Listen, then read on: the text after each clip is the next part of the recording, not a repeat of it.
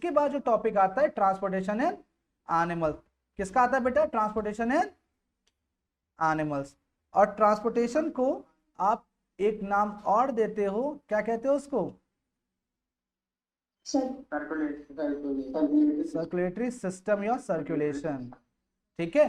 और मेनली जो circulatory system होते हैं वो कितने टाइप के होते हैं? टू टाइप्स के। कौन कौन से? ओपन टाइप सर्कुलेटरी सिस्टम और क्लोज टाइप सर्कुलेटरी सिस्टम। ये आपने क्लास 8 में पढ़ा होगा। ओपन टाइप सर्कुलेटरी सिस्टम और क्लोज टाइप सर्कुलेटरी सिस्टम।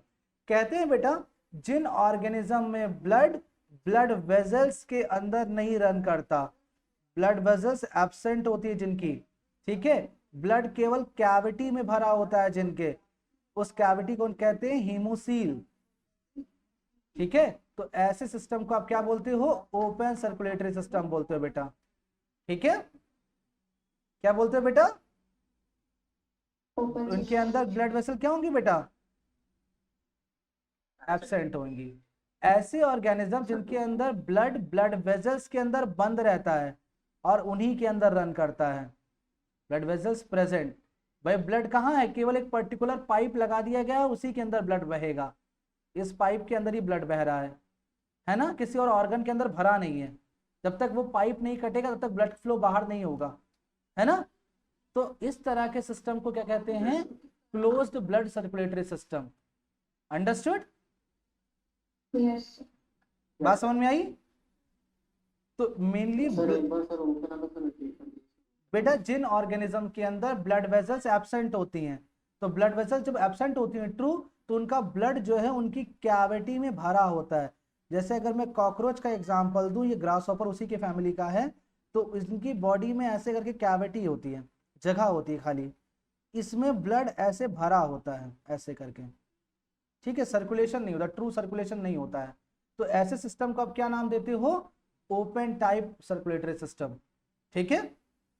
जबकि हम लोग के अंदर एक पर्टिकुलर ब्लड वेसल सिस्टम है जो एक एक सेल तक के ब्लड को ले जा रही है।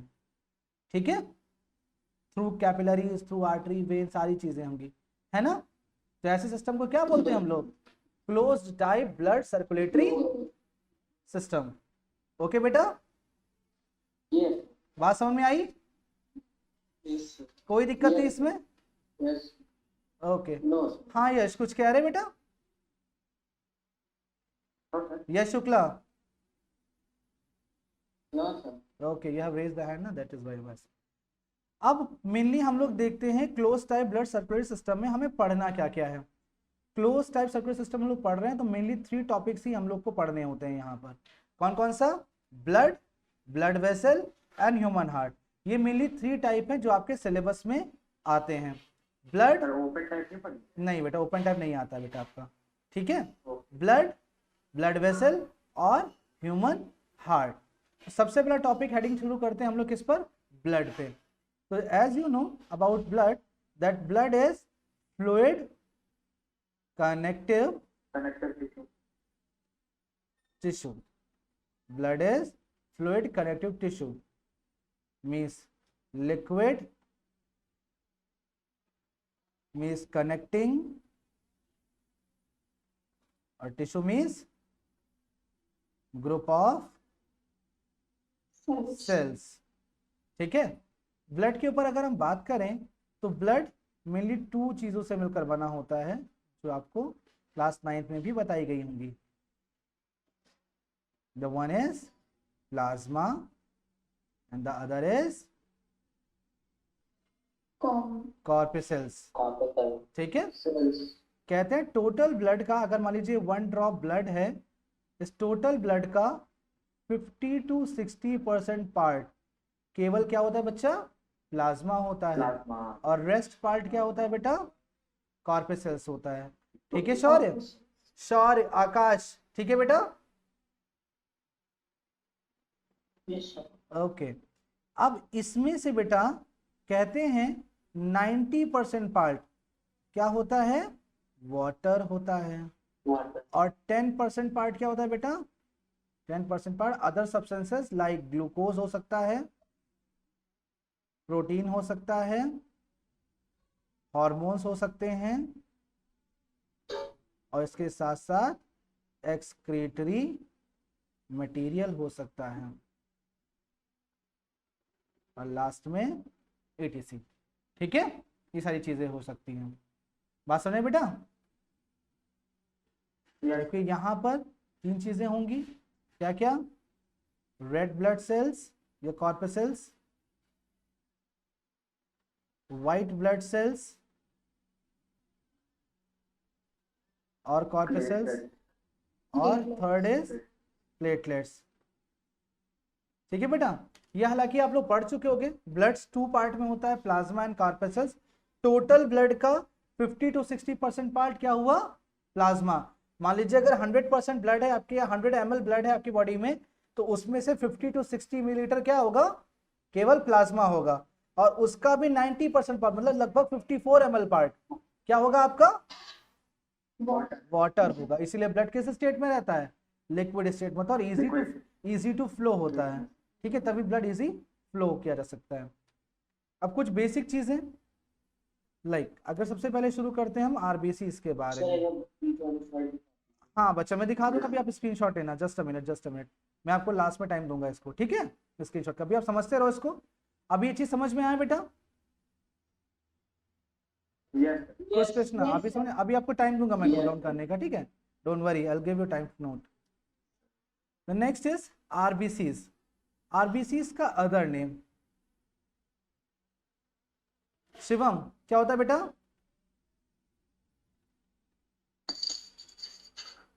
इलेक्ट्रोसाइट्स। ओके। Birth place?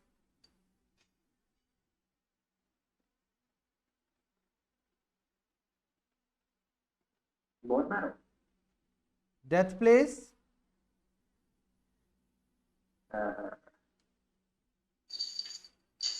स्प्लीन। इसको कहते हैं, ये एक लिम्फेटिक ऑर्गन होती है बेटा, जहाँ पे ओल्ड आपकी आरबीसी से वहाँ किलिंग होती है उनकी। पर होता है स्प्लीन। ये आपका लिवर और आपका जो स्टमक है, इनके बीच में यहाँ पे छोटा सा होता है इस तरह से। ठीक है, गॉल ब्लैडर के पीछे, गॉल ब्लैडर पैंक्रिया के पीछे, स्टमक के बीच में होता है। स्टमक और लिवर के बीच में। गॉल ब्लैडर और पैंक्रियास के अलावा एक और होता है, छोटा सा होता है, रेड कलर का।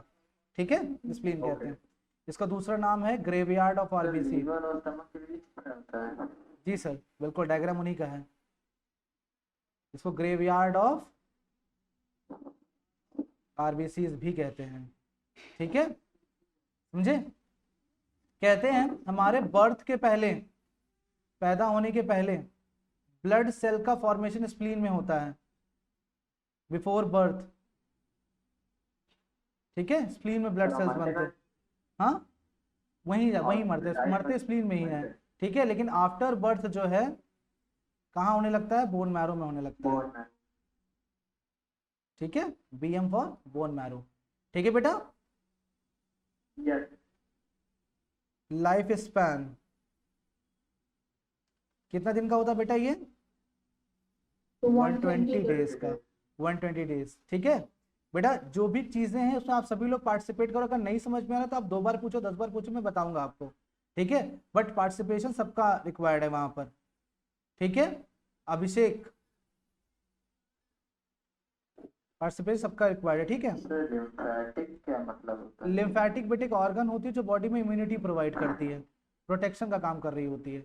अब ये आरबीसी आपके लिए काम के नहीं है, ओल्ड हो चुके हैं, तो क्या करोगे? हटाओगे, रखोगे? अभी भी हटाओगे ना? तो वही चीज है, क्योंकि फैगोसाइटोसिस का फंक्शन कर रहा है। जो बॉडी में इन्फेक्टिव एजेंट आ गए वो उनको खा जाएंगे मार के, तो ये लिम्फेटिक ऑर्गन वाला काम करेगा। ठीक है, अगर कचरा भरे रहोगे तो वो तो फिर वही से काम करेगा ना, उससे तो कोई अच्छा काम होगा नहीं।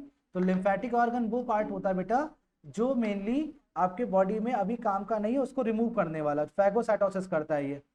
ठीक है, खा जाता है उसको। न्यूक्लियस जो होता है बेटा इसके अंदर एब्सेंट होता है। कब होगा? एट मैच्योरिटी पे। जब आरबीसी मैच्योर होती है बेटा तो न्यूक्लियस नहीं होता। क्यों नहीं होता? ताकि सेल डिवीजन ना हो सके आगे। ठीक है, माइटोकॉन्ड्रिया भी एब्सेंट होता है बेटा, क्योंकि ये खुद ऑक्सीजन ना खा जाए उसकी, कि जो फंक्शन है उसका वही करने नहीं देगा ये। शेप अगर देखा जाए बेटा तो उसका शेप ऐसा होता है,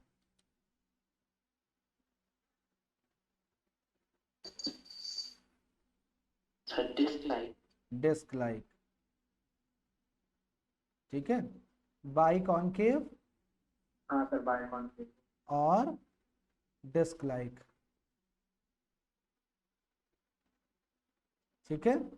कलर पिगमेंट प्रेजेंट होता है बेटा इसके अंदर, हीमोग्लोबिन। क्या नाम होता है उसका? Haemoglobin. Haemoglobin. Haemoglobin.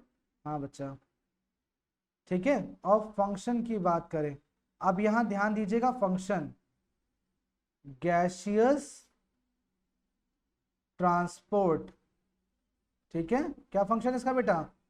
Gaseous transport, ठीक। कैसे करता है बेटा? देखो, आपका हीमोग्लोबिन लंग्स में जब पहुंचता है तो उसको मिलती है ऑक्सीजन, और वो बनाता है जाके ऑक्सी हीमोग्लोबिन।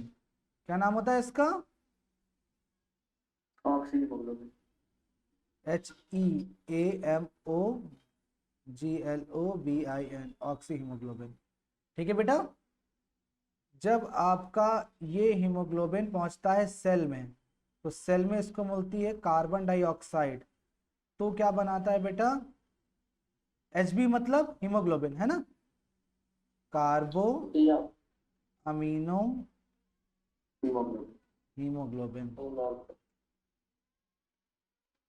ठीक है।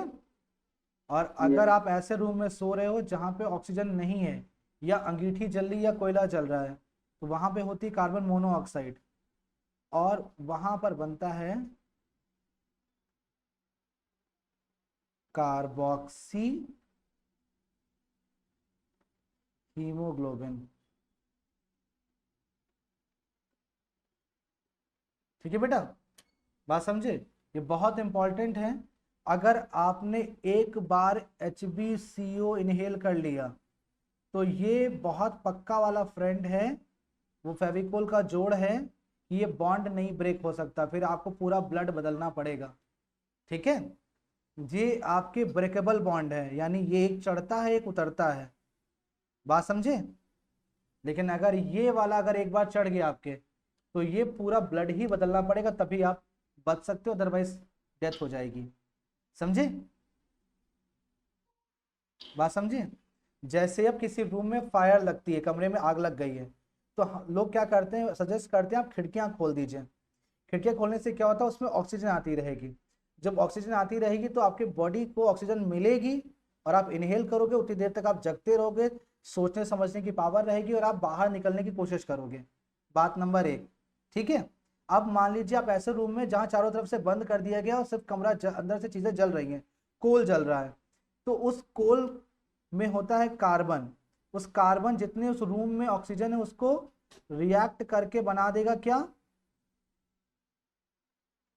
कार्बन मोनोऑक्साइड, यही तो बनाएगा। और जब आप इसको इनहेल कर जाते हो, जब आप इनहेल कर जाते हो तो ये वाली रिएक्शन हो जाएगी, ये थर्ड वाली हो जाएगी। तो इससे क्या होगा, आपका ब्लड पूरा कैसा हो गया? कार्बोक्सी हीमोग्लोबिन वाला ब्लड हो गया। और जब यही ब्लड आपके ब्रेन में पहुंचता है, तो ब्रेन की सोचने समझने की पावर खत्म हो जाती है, और कैसे हो जाते हो? अनकॉन्शियस, बेहोश हो जाते हो। यानी आप जब किसी आग वाले कमरे में बंद होगे, तो पहले आपकी डेथ होगी दम घुटने से, हाइपोक्सिया से। हाइपोक्सिया से डेथ होगी, जलोगे तो बाद में। समझ में आया? पहले दम घुटेगा, क्योंकि धुआं भरेगा ना उस रूम में। आग वाले रूम में पहले इंसान जल के नहीं मरता है, किससे मरता है? दम घुटने से मरता है। हाइपोक्सिया दम घुटने से मरता है। बात समझे भाई? जब आपकी बॉडी को ऑक्सीजन नहीं मिल रही तो पहले ही मर जाओगे, है ना।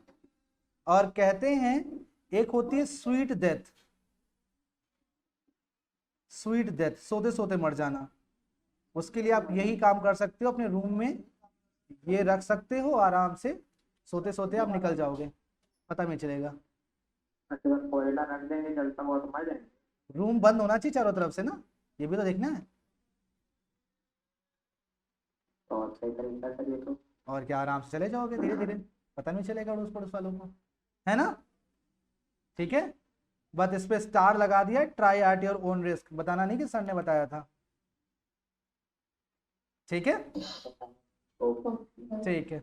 तो बेटा ये समझ में आया सबको, ये कॉन्सेप्ट समझ में आया। ठीक है, अदर नेम क्या होता है आरबीसी का, erythrocytes, birth place, bone marrow, death place, spleen, life span 120 days का, न्यूक्लियस एब्सेंट होता है, माइटोकॉन्ड्रिया एब्सेंट होता है। अब इसका चीज बताऊं, अगर माइटोकॉन्ड्रिया जानते हो अगर प्रेजेंट होता तो ये जो ऑक्सीजन आता है ना तो आरबीसी खुद यूज कर जाता, क्योंकि माइटोकॉन्ड्रिया ऑक्सीजन को लेकर के क्या करता है, रेस्पिरेशन, तो आरबीसी खुद ऑक्सीजन यूज कर लेता, इसीलिए माइटोकॉन्ड्रिया इसमें नहीं होता है। ठीक है, बात समझे, इसलिए नहीं होता है। शेप बाइकॉन्केव होता है, डिस्क लाइक होता है, कलर पिगमेंट हीमोग्लोबिन प्रेजेंट होता है। फंक्शन क्या होगा, गैसियस ट्रांसपोर्ट, गैसेस का ट्रांसपोर्ट करता है। ऑक्सीजन के साथ बाइंड करेगा तो ऑक्सी हीमोग्लोबिन बनाएगा, कार्बन डाइऑक्साइड के साथ बाइंड करेगा तो कार्बो अमीनो हीमोग्लोबिन बनाएगा, और अगर कार्बन मोनोऑक्साइड के साथ बाइंड करेगा तो कार्बोक्सी हीमोग्लोबिन बनाएगा। ठीक है, बात समझ में आई बेटा। यस कोई दिक्कत परेशानी इसमें। ओके, आगे बढ़ते हैं। Next is WBC। हाँ बच्चा, तो टीचर इस लाइन में सर आफ्टर बर्थ में लिखा था सर कि बीएम, सर बीएम का क्या मतलब है? सर BM, ओके या आफ्टर बर्थ लिखा था sir BM, sir BM, bone BM, okay sir, okay Ishan, okay बेटा, बोन ठीक है। White blood cells, other name, very good बेटा, very good, leucocytes, leucocytes, leuco means white, cyte means cell, white cells, तो leucocytes हो गया। ठीक है, इनका बर्थ प्लेस कहाँ होता है बेटा, बोन मैरो बोन मैरो में होता है, व्हाइट बोन मैरो। देखो बोन मैरो टू टाइप की होती है, येलो रेड बोन मैरो और येलो बोन मैरो। ठीक है, तो येलो बोन मैरो एक्चुअली ये बनाता है आपका WBC वाला।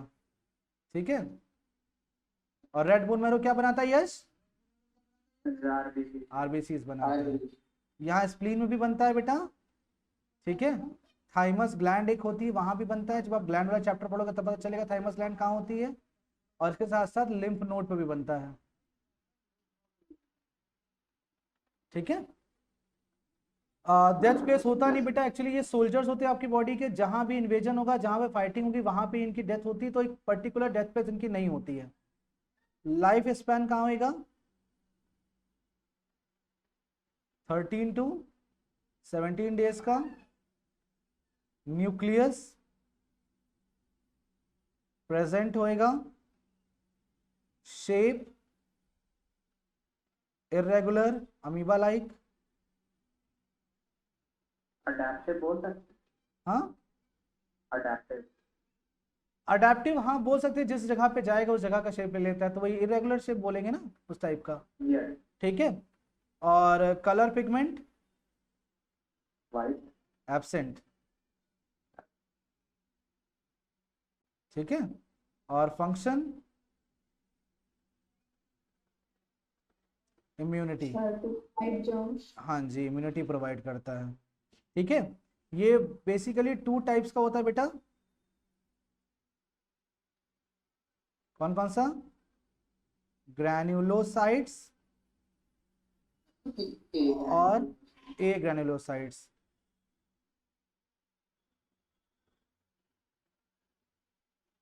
ठीक है, कहते हैं अगर WBC का इस तरह से स्ट्रक्चर है, अगर उसमें डॉटेड स्ट्रक्चर इस तरह से प्रेजेंट है तो ये ग्रैन्युलोसाइट्स है बेटा। ठीक है, अगर एब्सेंट है इस तरह से तो ये ग्रैन्युलोसाइट्स है। ठीक है, ये बेटा 3 टाइप के होते हैं, आपने सुना होगा अगर ब्लड टेस्ट कराया हो, neutrophil, eosinophil and basophil basophil and eosinophil. RBC में भी न्यूक्लियस सर RBC में न्यूक्लियस तो लिखवाया था मैंने, देखो न्यूक्लियस क्या है। ठीक है, और ए ग्रैन्युलोसाइट्स 2 टाइप का होता है बेटा, मोनोसाइट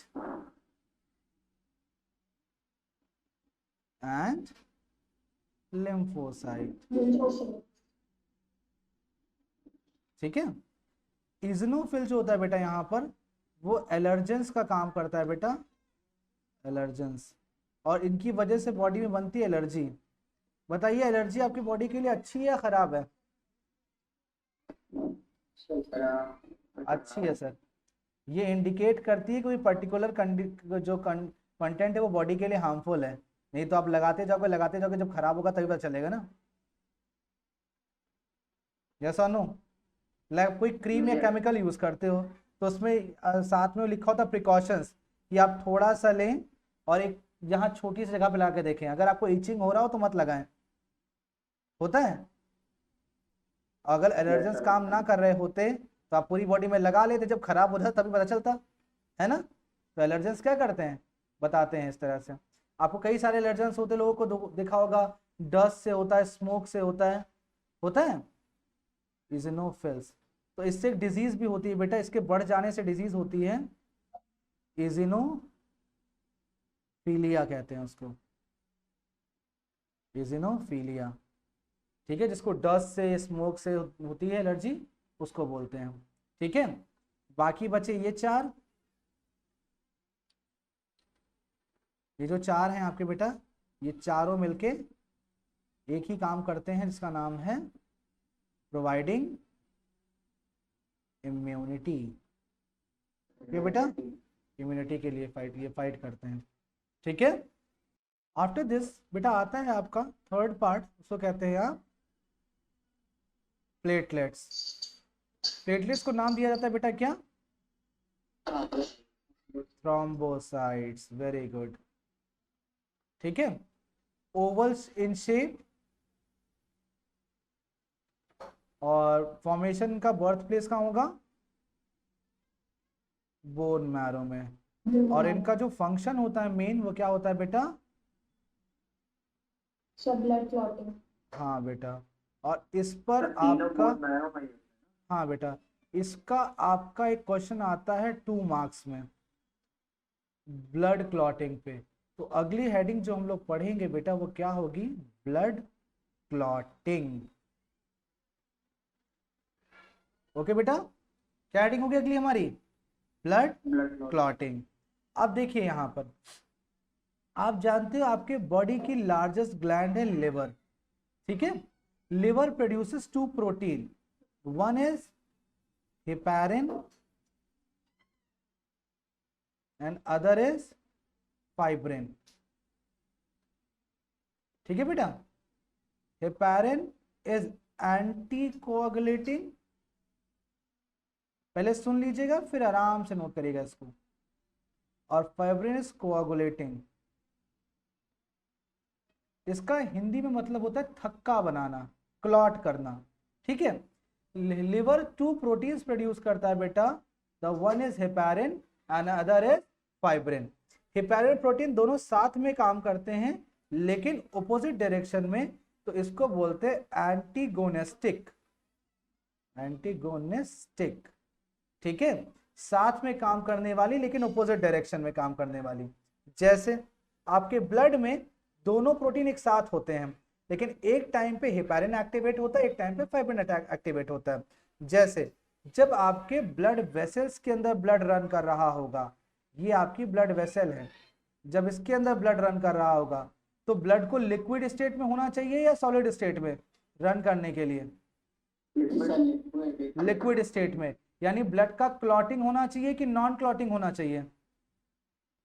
नॉन क्लॉटिंग के लिए हेपारिन एक्टिवेट होगा, यानी ब्लड वेसल्स के इनसाइड कौन एक्टिवेट होगा? एक्टिवेट होगा हेपारिन जब ब्लड वेसल के अंदर होगा। लेकिन जैसे ही आपकी ब्लड वेसल रप्चर हो गई, कट गई, यहाँ कट आ गया आपको एक ऐसे करके, इंजरी हो गई आपको और ब्लड आपका बाहर जाने लगा ऐसे करके, आप किससे एक्टिवेट होना चाहिए? आप सॉलिड स्टेट में आना चाहिए, बाकी ब्लड रुके तो आप कौन एक्टिवेट होगा? इतनी बात समझ में आई बेटा आपको? इतनी बात समझ में आई आपको? कोई दिक्कत इसमें? यहाँ पे कोई दिक्कत इसमें? नो जस्ट अ मिनट बेटा।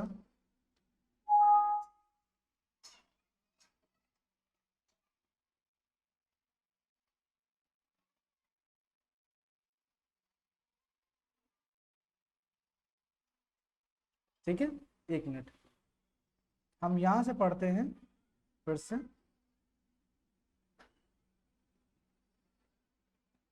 ब्लड क्लॉटिंग के बारे में, ठीक है बेटा, ब्लड क्लॉटिंग के बारे में यहां से। ठीक है, अब ब्लड क्लॉटिंग देखते हैं बेटा क्या है। ब्लड क्लॉटिंग मेनली अगर हम देखें यहाँ पर, तो नॉर्मली आपकी ये ब्लड वेसल होती है। तो अभी आपको याद है ना, हिपेरिन एंड फाइब्रिन, यस ठीक है, ये आपकी ब्लड वेसल है बेटा।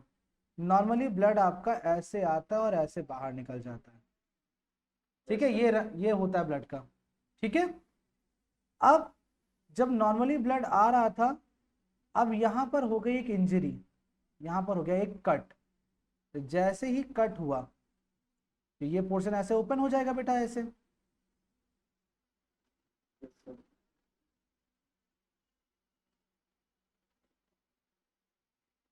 बाहर की तरफ जो होता है वो लो प्रेशर एरिया होता है,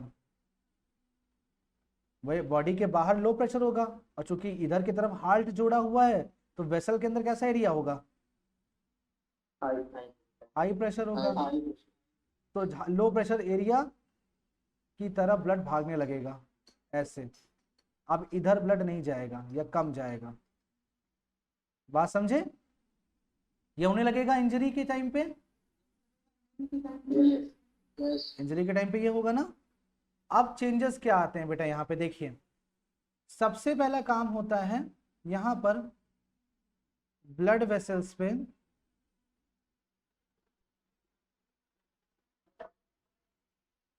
वैसो कंस्ट्रिक्शन,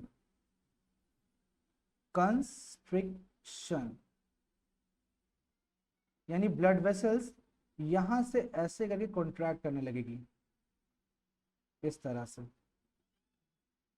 दिख रहा है आपको बेटा? इस तरह से मैं आपको यहाँ डायग्राम दिखाता हूँ आपको, इस तरह से।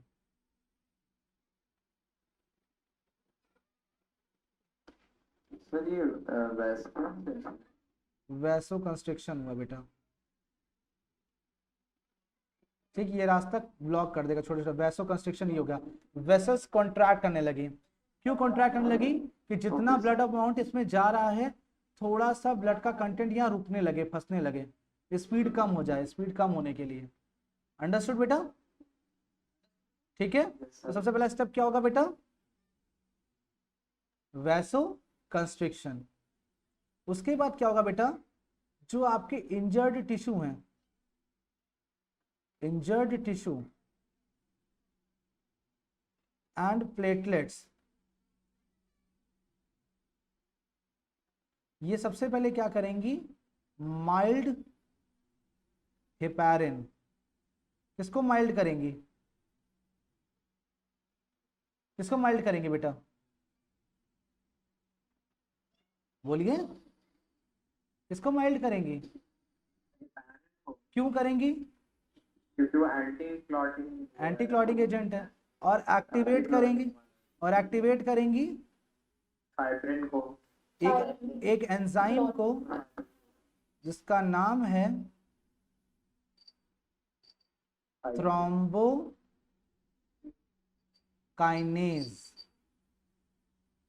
थ्रोम्बोकाइनेज दिस एन एंजाइम, इसको एक्टिवेट करेंगी बेटा। ठीक है, बात समझे? ठीक है, thrombokinase with the help of calcium बनाता है प्रोथ्रोम्बिन को। ठीक है, इसके साथ थोड़ा सा और कैल्शियम मिलता है और विटामिन के मिलता है, ये बनाते हैं आगे जा करके थ्रोम्बिन। थ्रोम्बिन और आगे जा करके बनाता है फाइब्रिनोजेन। ठीक है, बात समझे बेटा? पहले एक्टिवेट हुआ एंजाइम थ्रोम्बोकाइनेज, जिसने बनाया प्रोथ्रोम्बिन, प्रोथ्रोम्बिन से थ्रोम्बिन और थ्रोम्बिन से फाइब्रिनोजन। ठीक है, ये तीनों चीजें जो थी बेटा, ये तीनों चीजें जितनी भी चीजें थी यहाँ तक के, जितनी भी चीजें थी यहाँ तक के, ये सारी चीजें क्या थी बेटा, सॉल्युबल इन ब्लड थी, यानी ब्लड में इजिली डिसॉल्व जा रही थी, घुल जा रही थी, तो यहां से इजिली बाहर निकली जा रही थी, ब्लॉकेज नहीं हो पा रहा था। लेकिन फाइब्रिनोजन फर्दर कन्वर्ट हो जाएगा किसमें, फाइब्रिन में। और फाइब्रिन क्या होता है बेटा, इनसॉल्युबल इन ब्लड होता है, इनसॉल्युबल इन ब्लड। जब ब्लड में घुलता नहीं है तो जमने लगता है। जैसे आप देखो वाटर में सॉल्ट डालते जाओ, चलाते जाओ, तो सॉल्ट घुलते रहता है, लेकिन वाटर में अगर सॉइल डालो, मिट्टी डालो, क्या वो घुल जाती है? और वो धीरे धीरे क्या होती है, जगह पर बैठने लगती है, रुकने लगती है ना? यस और नो? तो उसी तरह से ये जो खुला हुआ पोर्शन है, यहाँ पर जैसे ये खुला हुआ पोर्शन था, यहाँ पर एक मैश लाइक नेटवर्क बनाने लगेगा, इस तरह से जाल बना देगा।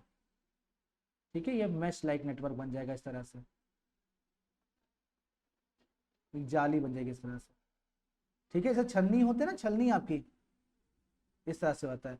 फाइब्रिन क्या फॉर्म करेगा बेटा, मैश लाइक नेटवर्क। ठीक है, और अब जब यहां से इसके क्रॉस करेंगे ब्लड सेल्स, अब जब ब्लड सेल्स इसमें जाएंगे तो ब्लड सेल्स इसमें फंस जाएंगे, वाटर पोर्शन तो निकलेगा बाहर, वाटर तो बाहर निकलेगा, लेकिन ब्लड सेल्स क्या होंगे, सारे स्टक हो जाएंगे इसमें। और जैसे स्टक हो जाएंगे वैसे क्या होगा, फिर नीचे वाले पोर्शन से धीरे धीरे ब्लड आना बंद हो जाएगा। ठीक है, तो यहां से क्या हो जाएगा बेटा, क्लॉटिंग ऑफ ब्लड। और जैसे ही क्लॉटिंग हुई कुछ टाइम के बाद वैसो डायलेशन, कॉन्ट्रैक्शन वापस सही होगा, यानी वापस से इस पोर्शन से वापस से इस तरह से कन्वर्ट हो जाएगा। बात समझ में आया? यस। कोई दिक्कत इसमें? कंस्ट्रक्शन बता दीजिए क्या होता है। वैसे कंस्ट्रक्शन मतलब वेसल्स का सिकुड़ जाना, वेसल्स सिकुड़ जाएंगी ताकि थोड़ा थोड़ा ब्लड बाहर निकले। ठीक है, और वैसो डायलेशन मतलब वेसल्स का फैल जाना ताकि फिर ब्लड अपनी नॉर्मल स्पीड पे आ जाए। ठीक है, ये तब भी होता है जब आपका विंटर और समर सीजन होता है। लाइक विंटर सीजन में आपकी बॉडी की हीट को बाहर निकालना होता है, तो वेसल्स आपके डायलेट हो जाते हैं, इसीलिए ये ब्लड वेसल्स आपकी स्किन के कांटेक्ट में आते हैं ताकि इजीली स्वेट होके बाहर निकल जाता है। ठीक है, समझ में आया? लेकिन विंटर्स के टाइम पे क्या होता है, वैसो कॉन्स्ट्रिक्शन होता है, यानी स्किन से दूर हट गया ये वेसल, स्किन से दूर हट गया, तो अब बताओ क्या स्वेट निकलेगा बाहर विंटर में? इसीलिए आपका विंटर में स्वेट नहीं निकलता है। बात समझे? ठीक है, ब्लड वेसल, ये आपका ब्लड वेसल है, इसके कांटेक्ट में स्किन होती है, जब ये वैसो डायलेट होगा तो इससे अटैच हो जाएगा, और वैसो कंस्ट्रिक्शन होगा तो इससे दूर हट जाएगा, इस तरह से। ठीक है,